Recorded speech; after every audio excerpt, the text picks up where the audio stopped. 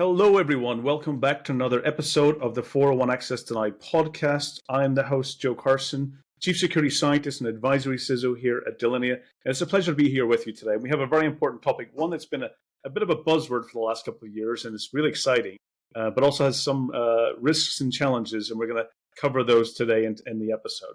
And I'm actually welcomed with an amazing guest. So welcome to the episode today, Dr. Andrea Isoni. If you can give us a little bit of background of who you are, what you do, and some of fun facts about yourself. Hi everyone, thank you for having me. I'm Andrea Isoni, and I'm Chief AI Officer of AI Technologies, a company that develops data-related products for essentially other companies. And I've been involved in machine learning and data science for a decade now, I would say. And fun fact about myself, I wanted to be a Formula One engineer and just change career.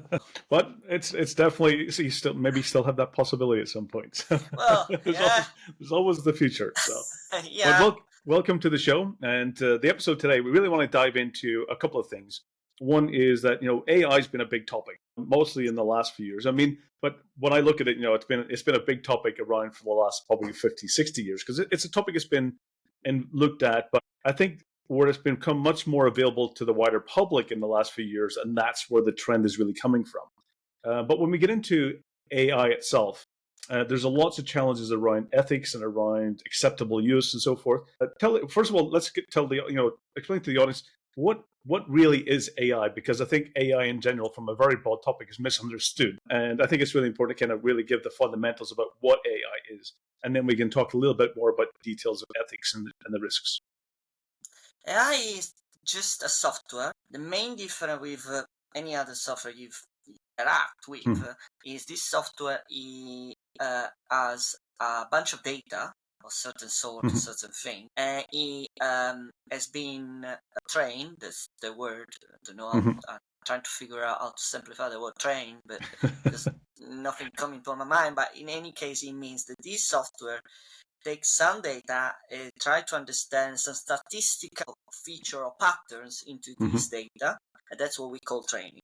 Okay, and then based on that, and based on the pattern you learn, when you interact with it, you will figure out if any pattern is already learned is applicable to you or to the question you ask it.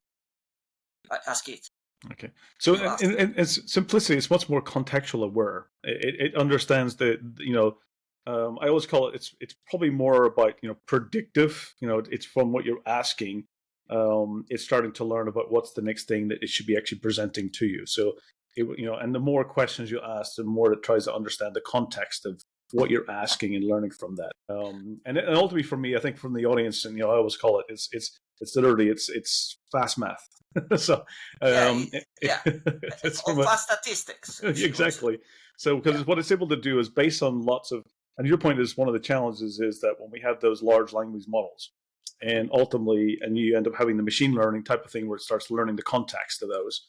I did a lot of work in the past. One of the challenges I had was around many years ago. I worked in projects which was looking at natural language understanding and not so natural language processing, because that's the convergence between human speak and machine speak. And that really kind of allows you to really kind of start understanding about what's the context of the question being asked in that natural language, and then computing that into computer understanding. And I did, many years ago, I did work, and it was around the mid kind of early 90s, which was a language translator, which was some of the early kind of use cases, was to translate languages in a much more effective way. What's some of the practical uses that you've seen? We've seen the chat GPTs and we've seen other types, but what's the more practical examples that you've seen AI being used in use cases? In which sector, industry? Any let's say even the one that probably in the medical probably has been the most that's been used in recent years due to things like COVID, where it's been used to accelerate, let's say, medicine discovery. So. Yeah. Oh, definitely.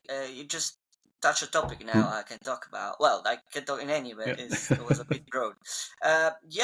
Definitely. There are new patent or drug, etc. They are being, if anything, accelerated or entirely discovered by essentially a large trained AI tool. Hmm. DeepMind, I forgot.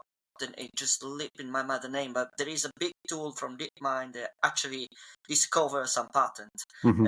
on or some new drug or proteins. Yep. Yes, some proteins just using some big neural network Hmm. model. Right. And for Probably. the audiences, from Yeah. neural networks is really kind of where you got many computers working together to solve a problem, and they all divide up how they're going to do that in a large scale, so they can do it much faster. And that's kind of one of the things that from using neural networks and AI algorithms, because ultimately it comes down to is it's literally an algorithm. It's an algorithm Correct. that has data, that has some type of context aware and training, and Yeah. every time it processes it, it learns new ways of looking at that data from a math perspective. It, Now, when we talk about ethics, that's because that's one of the big challenges.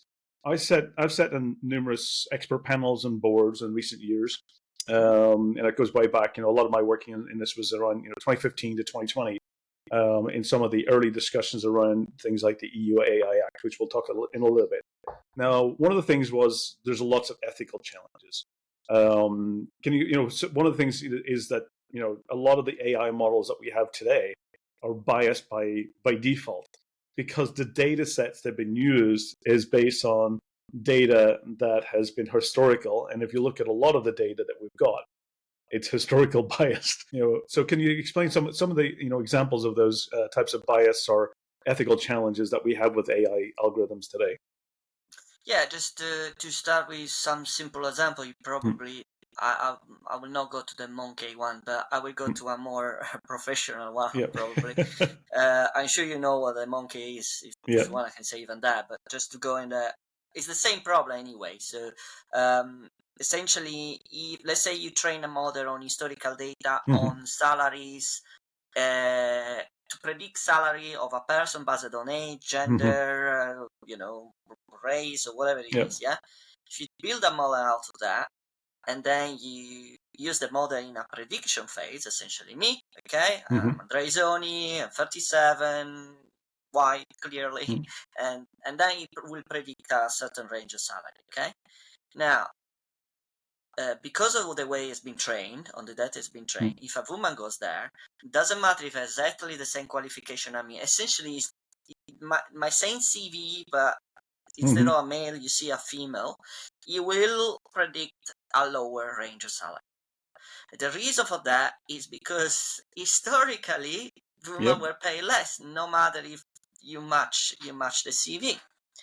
And yeah, that's is an example of bias on data. It's not because, by the way, artificial intelligence is probably, we should say that, right, amoral, ethical. Not I mean, there is no ethic that not embedded in the system. Yeah, there's Correct. none of that. It's It's just a it's not it's technology. not it's not the algorithm itself. It's the No, data that's actually biased. no, It's not the algorithm. The algorithm will not know the no difference. sentient. It's Yeah. not sentient. It's not judging you. It's not doing any Yeah. of that. Okay. It's just the way it discovered. Frankly, it's our Yeah. fault because the data come from 'Cause us. it's we created the data, and Yeah. during that historical time is that there's been times of the past where things are not equal, things are not not earned at that stage, and it's really important that what we try to do is not use the data from the past, but use the potential data that will be the future. And I think Yeah. that's the way that we have to reverse this around, is that using the data from the past, but actually starting to think about, well, what should it be in the future, not use the data to Correct. predict, because I did things in the past, for example, using algorithms to predict when a disk space will run out, or when memory will be exceeded on a server. So, and you use the historical data in the past in order to do that. But what we had to be able to do is use the present understanding. To your point, is the ethical understanding of today, and not try to use the ethical understanding of the data of the past, because they are very different. To your Yeah. point, to things like gender bias, we even have hemisphere bias as well, because most of the data that we are using today has basically from technology advanced countries, which meant most of that has been basically in the northern hemisphere. So we're actually missing a huge amount of knowledge and data input from the southern hemisphere, and this is kind of also creates bias built in as well. And also gets into your point is you end up with pay discrepancies, gender discrepancies, religion, and it's getting to the point where it's really kind of getting difficult into where do we let the AI model have freedom of decision before we intercept with some type of human oversight or human intervention. So even from the data models itself, I've seen also challenges about using it in law. We saw cases in, I think it was New York State, where a lawyer basically created a deposition based on an AI input. What's your thoughts around, it should, one is the ethics from a data perspective, but also what uses should we also be very careful, such as using it in the legal system as well. Should we be very careful? And what's your thoughts about what areas should we be very kind of cautious or maybe move at a bit slower pace in some cases? Okay, there are two questions. So on the ethical side, etc., you're right. You shouldn't extract it because in the example I was saying, essentially the ethic was extracted from the previous data, right? So you didn't invent the ethics; it was just extracted. Again, it's a statistical. You say male more paid, great. Male more paid in the future. That's what they was doing. No more than that. And what you're saying is actually create data. I use a little bit more technical term, which I'm sure you're familiar with, is synthetic data, right? It's kind of a big topic today, which means essentially, as you say, you or us as human, you define an ethics, yeah? Okay, you fix that, as in male and female paid same. Good. You fix that as a principle, which means an assumption in the code, whatever, and then you derive a statistical distribution, okay, whatever, and then you generate data based on that, yeah? And by the way, then you check later, because in the generation, you can even use AI to generate data. And you check that all the assumptions you wanted are in the data. This is super important, especially in certain industry. The reason why we know, or I've been exposed a lot on synthetic data, is because in cybersecurity, you need synthetic data. The reason is, essentially, you want to predict or try to avoid or prevent attacks, accurate attacks. They're not yet in the data. They're new. Yes, you're trying to. What you know is what's expected from historical data, the normal operations. But what you're now trying to do is. But the hacker will try new things. Exactly, and you're looking for the new, the things that hasn't been done in the past. This is new; it's never been done before in your environment. That's why you use a lot of synthetic data. Yeah. And I also think as well, when we talk about ethics as well, I like a lot of the Estonian approach because I'm based in Estonia. And one of the things is that in the language in Estonian, they don't have any gender in the language. So when you think about that, is that, when we look at, algorithms, should we try to remove the things that create bias? Removing those attributes, should salary be done based on skill, not gender? So gender should not be an allocated part of it. So getting to the point where you're able to extract anonymous types of predictions rather than based where, those types of attributes, when you think about religion and age and gender, all of those things that can create biases, that we should start excluding them from some of the predictions so that it doesn't become a part of the an ethical challenge because that data has now been extrapolated. Yeah, that's definitely one way to do it. Obviously, it's case dependent. It depends also what, if necessary, to have gender inside that. For example, for medical, etc. Probably shouldn't do that. Yeah, in medical, there's differences, of course, absolutely. Yeah. If we're talking about surgeries, it depends then on the case. Yes, obviously, if you're not trying to predict a disease or something, it's important to understand if you're female or male or whatever. Just a simple example of that. But in the ethic, if you come back to the second part of the question, I think you asked about in the legal system what can be done, not done. Well, we have actually a proof of concept done in Saudi Arabia for the Ministry of Justice to predict essentially judgment on car accident or things like that. So my opinion is that there are pros and cons in everything, right? So if you structure it correctly, which means you kind of avoid the bias of gender and stuff like that because you structure it that way.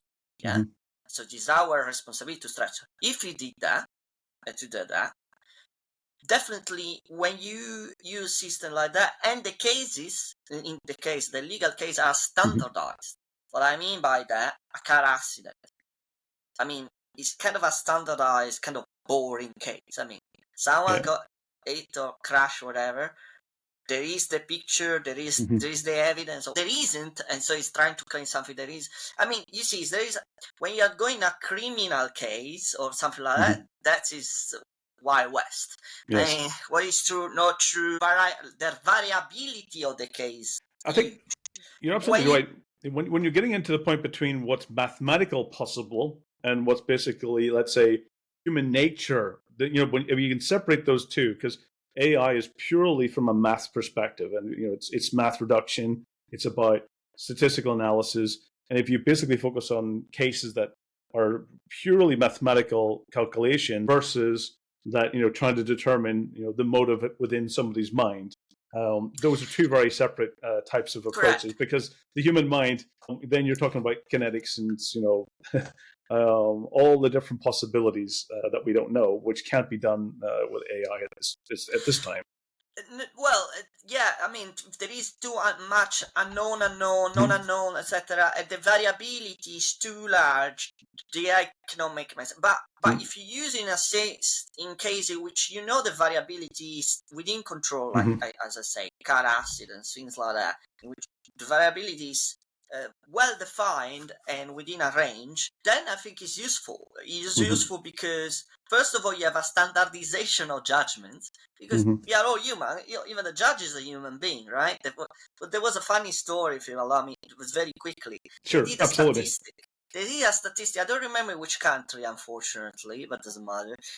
On judges' judgment before lunch and after lunch. Is lunch, yeah? Is evening work, is afternoon work compared to before lunch. And they found out that after lunch was always statistically a bit more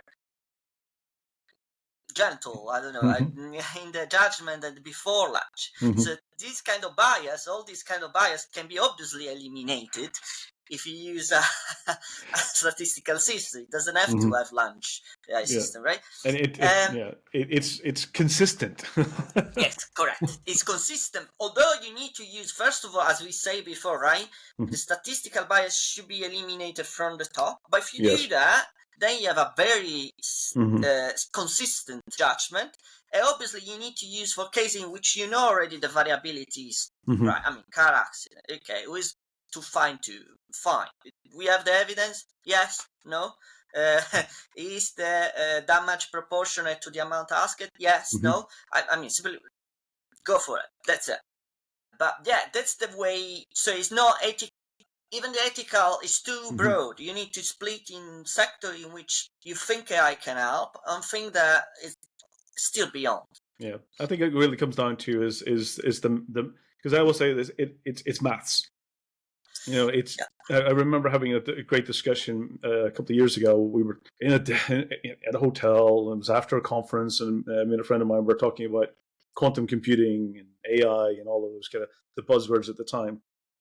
And we could literally come down to it was about getting to the point. It's about it's about fast math, is about reducing it down to asking the right question and getting it down to the very as quickly as possible to possible outcomes. And that's so if you, to your point, when you're looking at certain cases, that it's all about basically the evidence, and that evidence can point to a certain outcome. You can do it much faster if you put it through maths, rather than humans trying to determine all the possibilities. But when you get into emotion, that's the different separation. Is the emotional aspect of it, or the gray area where it's about people's motives or why and assumptions and based on hearsay. I think that's where really still the humans have a lot to kind of play on. So one thing I got upset last year during a specific event, and it was when the organizer came out and the host was introducing the event, and they said, the image that you see in the background here was created using AI, and then the music that you're listening to was created using AI. And ultimately, the choreography of the activity that was happening was created using AI. And I got kind of like, for me, it was like, well, someone created the algorithm. Somebody wrote something that ultimately put some type of like random kind of pieces of code in there that results in this. Are we kind of starting to misunderstand about, accountability and responsibility? Because I think when we're saying that AI did it, is that when things go wrong, who is ultimately responsible? Because then we can point to the AI and say it was their fault. They did it, So is there some, at some point in time, where does accountability come in here? When it makes a mistake, or also when you get into copyright, or you get into data rights management issues, or you think about royalties, how much of it did it change, using the algorithm itself to create this new output. So what's your thoughts around that aspect of when it comes, it's really about the arts and sciences and data protection, data rights side of things that I think it's a bit. So, okay, responsibility come at the end, so, or accountability on that, for that matter. So whoever essentially pull the trigger and use the AI and then is responsible to take whatever the output is into a real life application, he has the responsibility to essentially because it's a chicken and we need to understand that this is a kind of a chicken and problem, because people think, let's say, I'm coming to the question where I'm not diverging too much. Let's say developer not needed because the GPT will do all the work, and developer are not needed. Technically right, maybe, but the problem is who check that the software now is correct. So you need still people that understand code to understand the machine this. So it's a chicken and a problem. Yes, it can be better, but then you're oblivious if it's right or not. You'll end up with the same bug over and over again because ultimately the bug was consistent. Until someone gets the knowledge. There we go. And then that's exactly the feedback loop. What I mean, using your example. So essentially, you are oblivious. This thing gets the bug over and over until someone understands it, has the knowledge, and then he fixes it. But here's the thing: this now fixes the new discovery.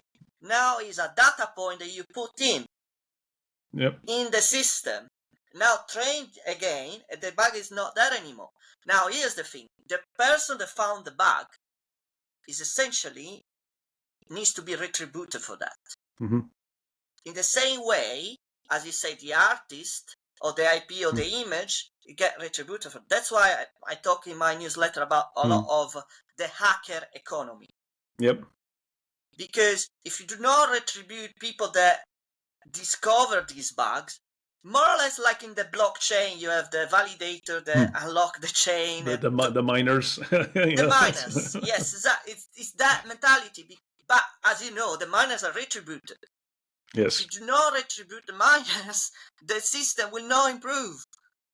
Absolutely. You're going to end up with the same mistakes over and over again, because ultimately, it's humans who created this. And the IP law comes from that, just to close the loop, right? The IP and the protection is because essentially it's the way to you to retribute you. That's the IP for. There's no other reason to have an IP because you need a mechanism to retribute through like, hey, I discovered that, I deserve to be paid, something like that. Please go on. No, for me, it's absolutely, it comes down to some type of, at the end of the day, the algorithm was created by somebody, and that then the algorithm has evolved, and the question is that, how has it evolved? What's the contribution or the content that has been added to that algorithm to make it more intelligent, make it more automated, make it more improved? And ultimately, we humans, we don't create perfection. We create, otherwise, the whole software industry is full of bugs, and we're going to create bugs in this. And the algorithm itself is not going to fix the bugs. Maybe it will, maybe, but ultimately, somebody has to go through quality control. Somebody has to check it. Somebody has to validate it, and we have to keep improving it to the point where we get it to as best as we can. Because ultimately, it's not going to be perfection. We can just make sure we can do it as best as we can to capture all of the scenarios. And it gets into also the decision when we think about autonomous cars, is that, when the autonomous cars are going to have an accident, is what decision, which car makes the decision in order to, to reduce the potential victims or casualties as much as possible.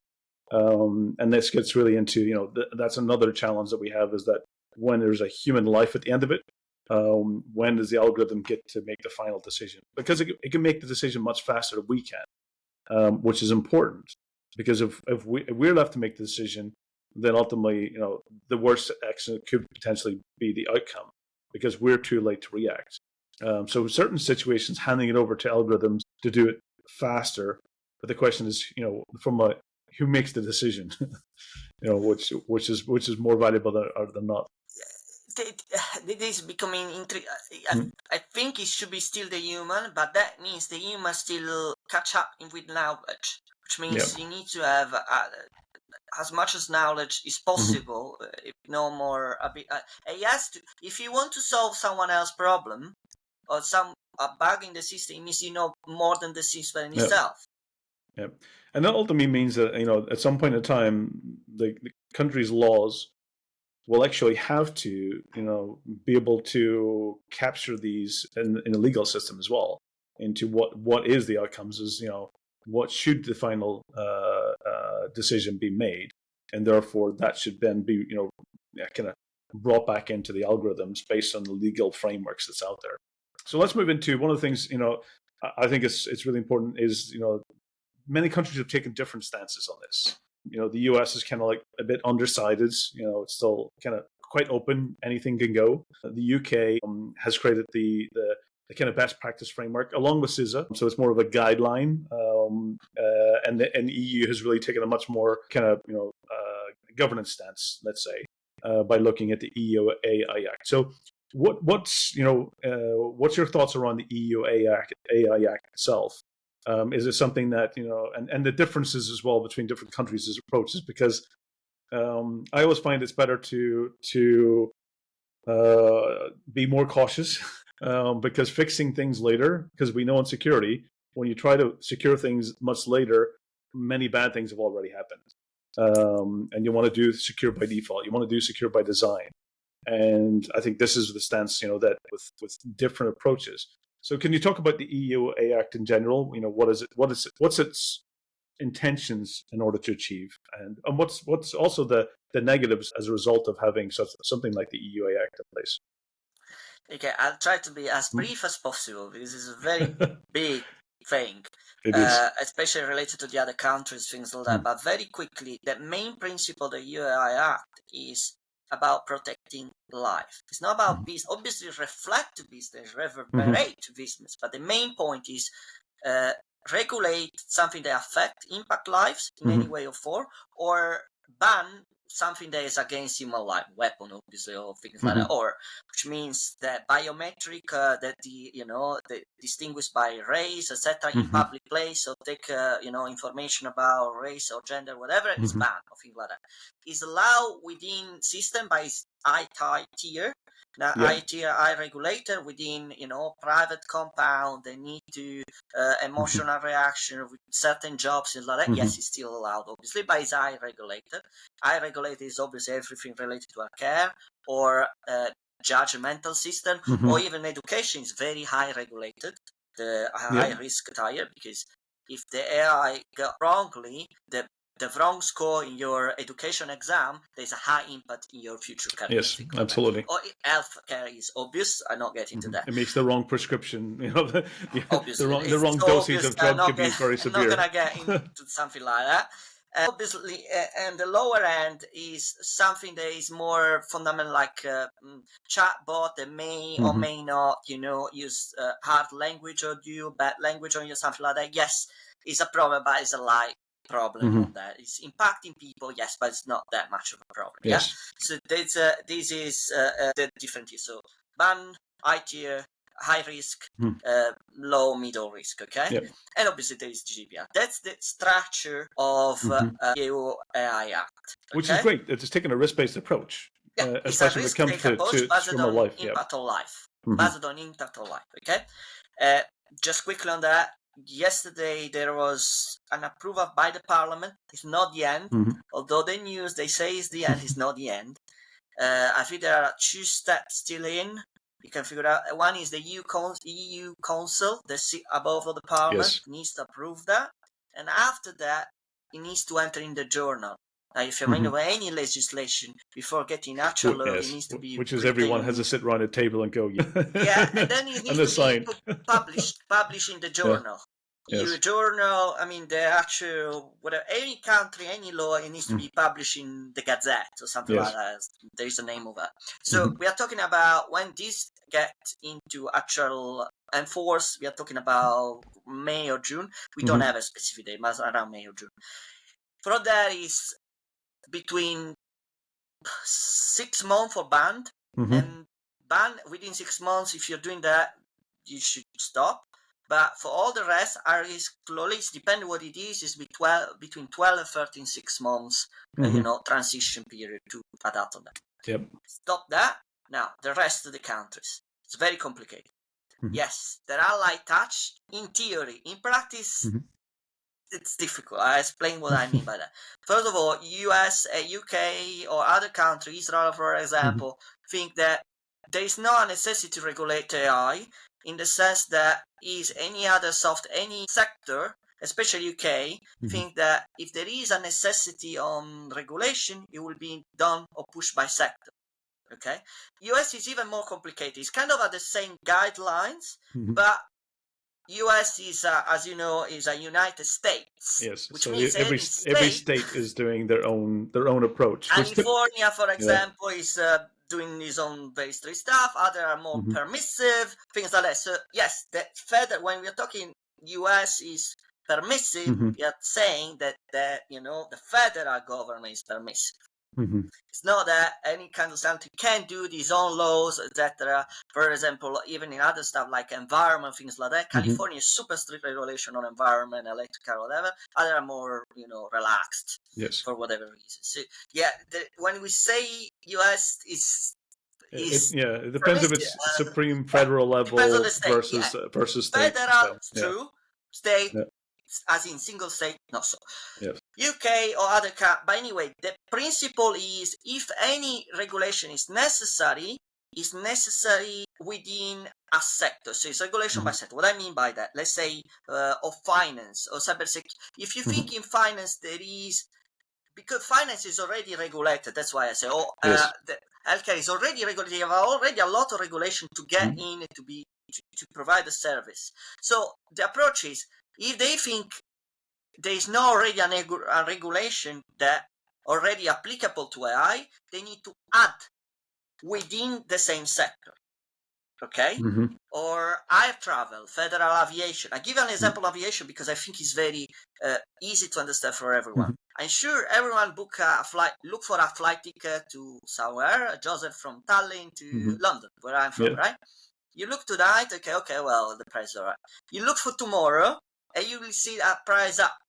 Yeah, the first thing you see, they target me because they know that yesterday I looked about it's not. They can't. Forget about AI. So before AI, they couldn't. I mean, because there is a regulation that you cannot do arbitrage of a single individual is banned. Okay, if they want to raise a price to jobless, they have to raise the price to everyone else. Yes. Just to be clear, that's exactly the reason why UK say, okay, you want to use AI to, engineer the price up and down. Okay, well, there is already a regulation. It's already been, they're already using statistical model to regulate the price. In this case, do I need a regulation for specific AI model? You already have that. There's no need to have a specific regulation. I hope the point is clear on that. Now, but that's not the end of it. That's where things got interesting. Since you have a vertical approach, which means that any third parties that now provide to different industries, they may need to be regulated. That's technologies, for example. We develop model for different industries. We are not particularly, we had client in finance. We don't have in aviation. But if we would have now with the vertical approach, which seems like touch, we should abide to all the regulation. and for each industry, if you want to play in any industry. So you see the point. It seems like that. It is, again, Mhm. at top level, but when you actually look at it as a third party, that before, I mean, the responsibility was for the client, not necessarily for all the chain. Mhm. Now you're forcing to every provider to be regulated to any sector, Mhm. which is Which, for each of them. So it seems like, but but not it's necessarily. it's more challenging. I definitely, for me, Instead of one like UI Act, you need to hold them. you need to do all of them, which is kind of, and that's why it's a bit, and it's also that, at least with now, it's the guideline side of things, where it's kind of like, this is what you should be doing. But to your point, if you're doing it per industry, that it gets very complex. And also, then to your point, is that every industry might be slightly different. So therefore, you have to find out which is the one that you need to probably standardize on. I remember one of those things like GDPR. I had advising banks in Africa, and they had banks that most of their client base, 90% were local citizens and 10% were EU, and they were going, do we separate the way we do our business? Do we do 10%? Do we do GDPR just for the EU citizens, or we apply it to all? And they ultimately found that actually it was in their best interest to apply it to all, because it made it much more easier.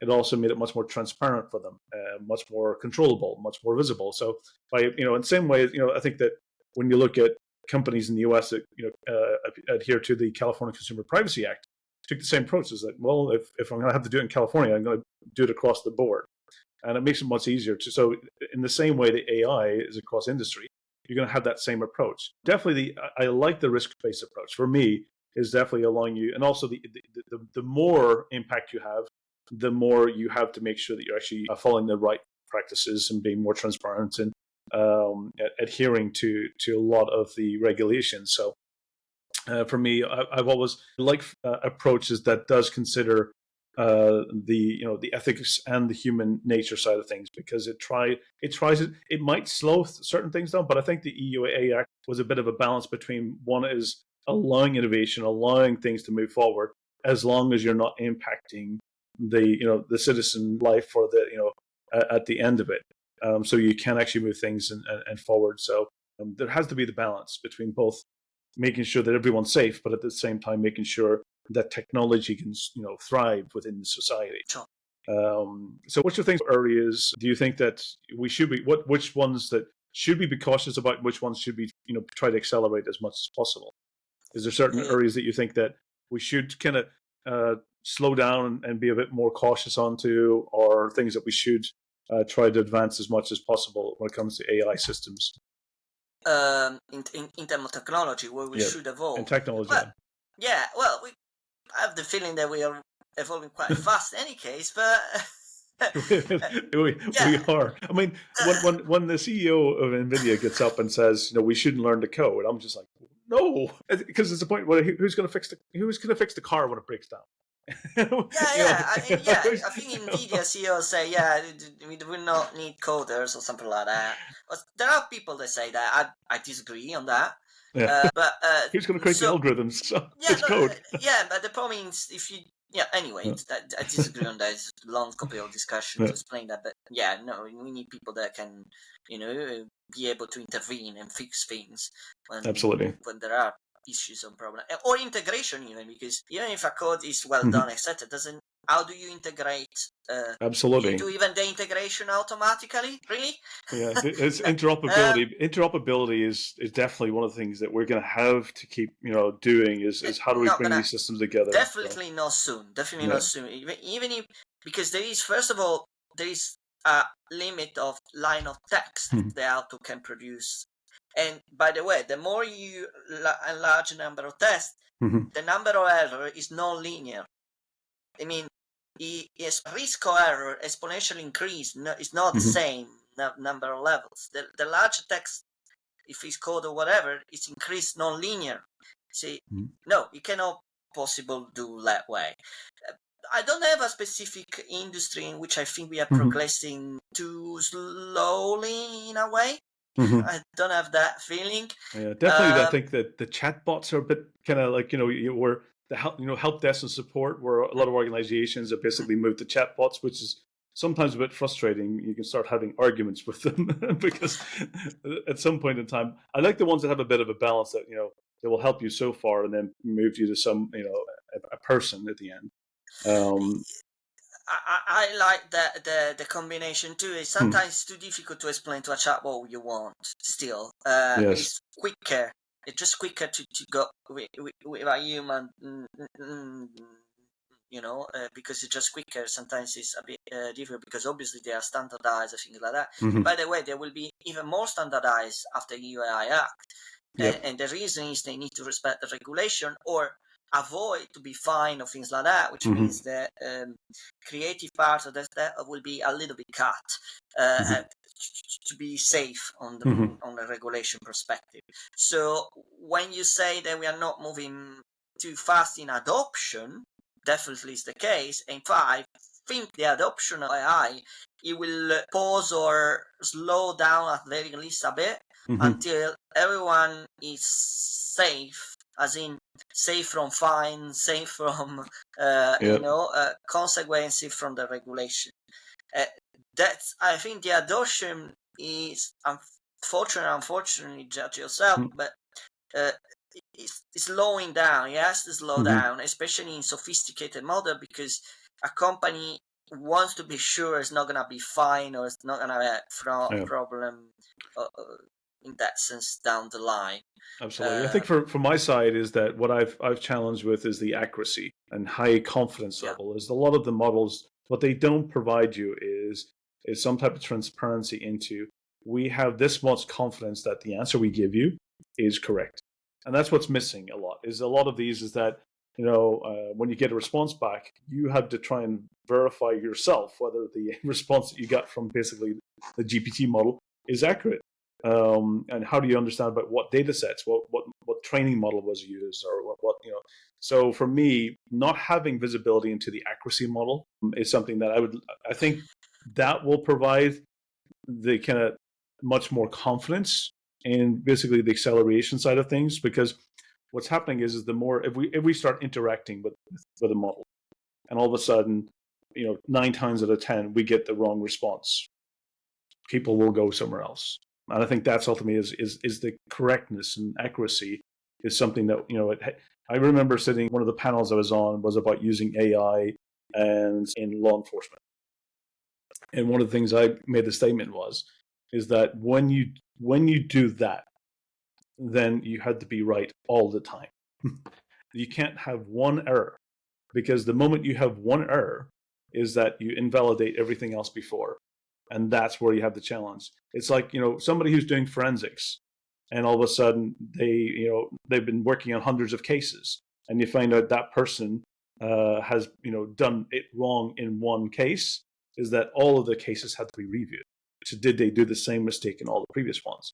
So for me, that's when you get into that situation, is accuracy and correctness and confidence levels, is we need to really emphasize the importance in those. Otherwise, one is, how it's been used, you might actually get in a situation where you could all of a sudden invalidate all the hard work we've done to that date. Plus also the confidence level of people in the output as well. No, absolutely. In fact, just to return on that, obviously there was no time to discuss too much on that, but in the higher risk tier, you need to provide evaluation metrics that you have tested the model, so the accuracy of things like that. And somehow, somewhere, you need to provide evidence that you have an evaluation metric on that. And on top of that, ISO, International Standards Organization, their new certification available exactly in the same way.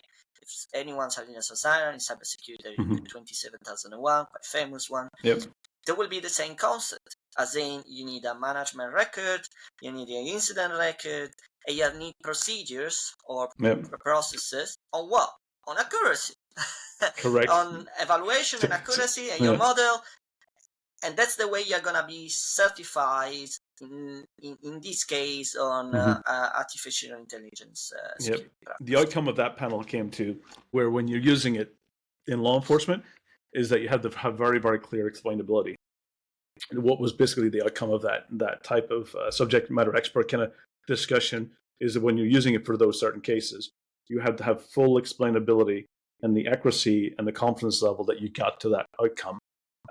So therefore, there is no, question later, is that you have full disclosure into that. So you're absolutely right, is, having the transparency and having the models and having going through and showing all the possibilities is the explainability, which becomes important. What's your thoughts on the future? Where are we going? What are you, let's say EUA Act comes. Do you think other countries are going to follow? Other locations are going to try to model up to that? Because I think that, when we talk about protection levels of citizens around the world, it's getting very different. Some citizens are losing out. Not just even from, it gets into challenges between, future jobs and careers and economies. So where do you think this is going in the future? Yeah, look, first of all, in a business perspective, as I said, just mentioned briefly before, I think the AI or Oshoma anyway, the models that you see in real life and the sophisticacy of that and the creativity of that will be a little bit pushed down. As I said before, they are scared of being. I give an example that is quick to understand. ChatGPT version 4. Okay, when it was first released, was amazing creativity, as in was very, very, very creative. You can find on Reddit, by the way. Yep. They were very, and then at some point they put down the creative generation way. It was still very good, but the creativity way was a little bit tuned down. The reason is, that's my opinion. I have no proof of that. But the reason is, yes, it was great, but also was great in a bad way. When it was gone wrong, in two sides. It was great for people that use it well, but also when it was wrong, it was impacting them. It was very, so very wrong.